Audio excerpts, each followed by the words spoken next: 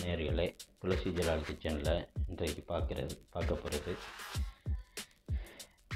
தேங்காய் பால் கடல் பாசி எப்படி செய்கிறது.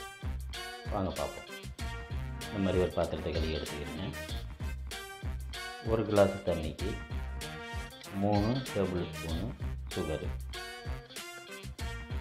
ஒரு குடும்பத்துக்கு தேவையான அளவு எவ்வளோ வேணுமோ மிக்ஸ் பண்ணிக்கிறேங்க. அந்த அளவுக்கு எண்ணிக்கையில் ஸ்பூனு சுகரையும் போட்டுக்கிறேங்க. கரெக்டாக லேசாக கொஞ்சோண்டு சால்ட் சேர்த்துக்கிறேங்க. படத்தில் பார்க்குற மாதிரி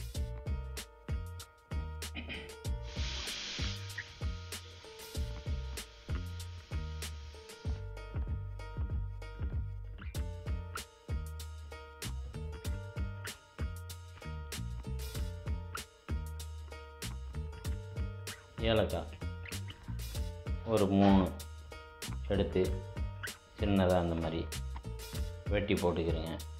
இல்லை பொடி பண்ணி வச்சுருந்தாலும் கொஞ்சோன்னு அதில் தூவிக்கிறேங்க.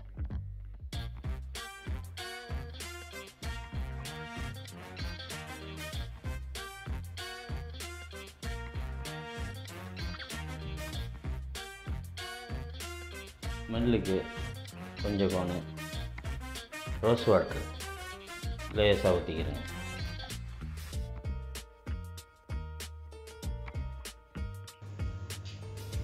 படத்தில் பார்க்குற மாதிரி நல்லா கொதிக்க விடுங்க.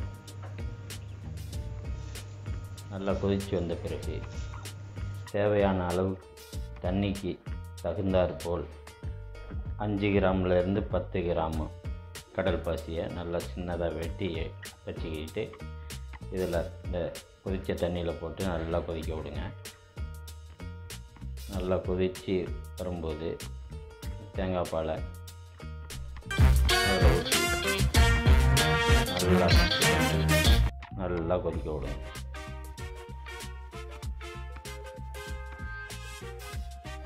நல்லா கொதித்து வரட்டும்.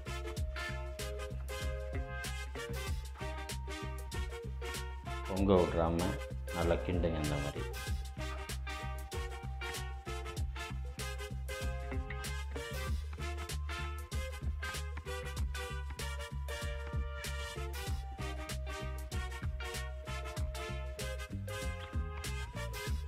கடப்பாசி எல்லோரும் செய்கிறது உண்டு. ஆனால் பால் ஊற்றி செய்கிறது. இது தேங்காய் பால் ஸ்பெஷல் கடப்பாசி. இந்த மாதிரி நல்லா கொதிக்க விட்டு வடித்தட்டு வச்சு இதே மாதிரி வடித்து நல்லா வடிச்சிருங்க. வடிச்சிட்டு அந்த ஏலக்காய் பொடி எல்லாமே வெளியேற்றிடணும். இந்த மாதிரி ஒரு பாத்திரத்தை க்ளீன் பண்ணி வச்சுக்கிட்டு அதில் வடித்து எடுத்துக்கிறேங்க. எடுத்துக்கிட்டு படத்தில் பார்க்குற மாதிரி இந்த மாதிரி வச்சுக்கிறேங்க. இதுக்கு மேலே சிறிதளவு குங்குமப்பூ மேலே அப்படியே லேசாக தூவி விட்டு ஃபுல்லாக மூடிடாமல் லேசாக காற்று போகிற மாதிரி லேசாக மூடி வைங்க. லேசாக மூடி வச்சதோட இந்த மாதிரி உறைஞ்சிரும். இதான் தேங்காய் பால் கடல்